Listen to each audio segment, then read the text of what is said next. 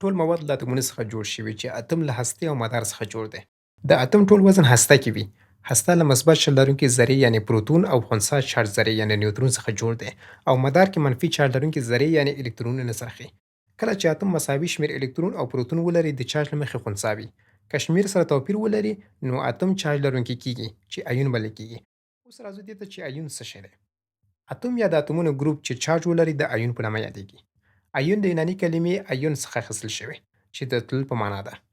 کله چې یو اتوم یا مالیکول الکترون واخلي او یا له لاسه ورکړي په ایون بدلیږي. یعنی ایون چارج لرونکي ذرې دي د منفي یا مثبت چارج سره. لکه د سودیم کلوراید مالګې محلول کې د سودیم او کلورین ایونونه. ایون کې د پروتون او الکترون شمیر سره مساوي نه وي. که چیرې الکترون له لاسه ورکړي د الکترون شمیر له پروتون څخه کمیږي په مثبت ایون یا کاتیون بدلیږي.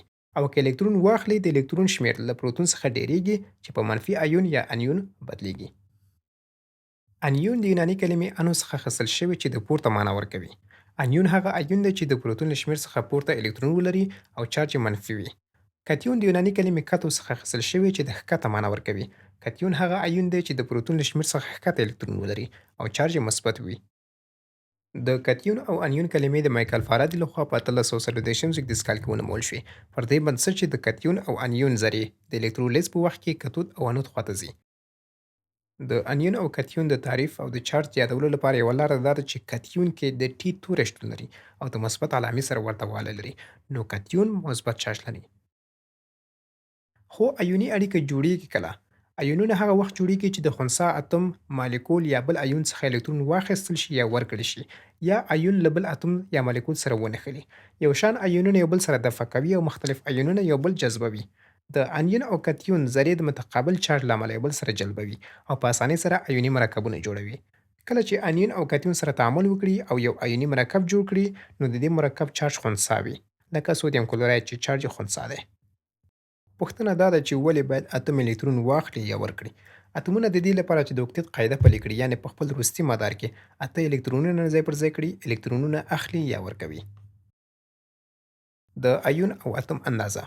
د الکترون کتله یا وزن ډیر لږ دی، خو د اتم حجم د الکترون پورې تړلی دی په سبب د الکتروني وریځ هغه ساحه چې الکترون پکې ګرځي. نو کاتیون یعنې د مثبت چارج ایون د اصلي اتم یا مالیکول څخه یې اندازه کوچنۍ ده، ځکه الکترون یې له لاسه ورکړی دی. انیون د منفي چارج ایون د اصلي اتم یا مالیکول څخه یې اندازه لویه ده، ځکه اضافي الکترون لري. د ایون چارج دا چې د پروتون چارج د الکترون چارج سره مخالفاً مساوي دی، نو د ایون چارج مساوي دی په د پروتون شمیر منفي د الکترون شمیر.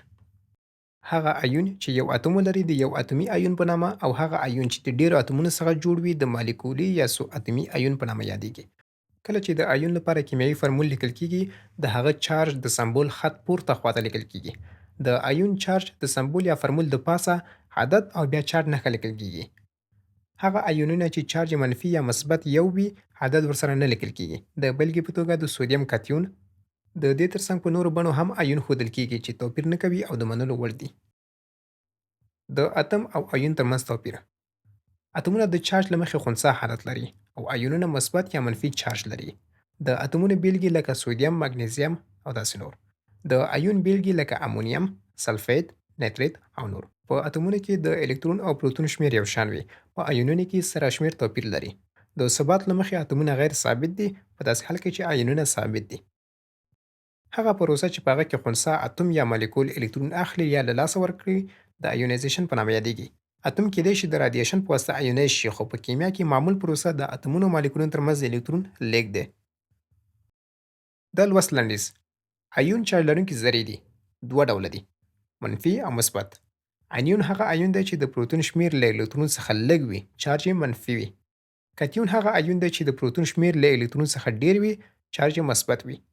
انیون او کاتیون تعامل کوي او ایوني مرکب جوړوي. اتمونه د اوکتیت قاعدې لپاره الکترون اخلي ورکوي. د انیون او کاتیون کلمې د مایکل فارادي لخوا په 1840 زیږدیز کال کې وکارول شوې. ایونایزیشن هغه پروسه ده چې اتم پکې الکترون اخلي یا ورکوي.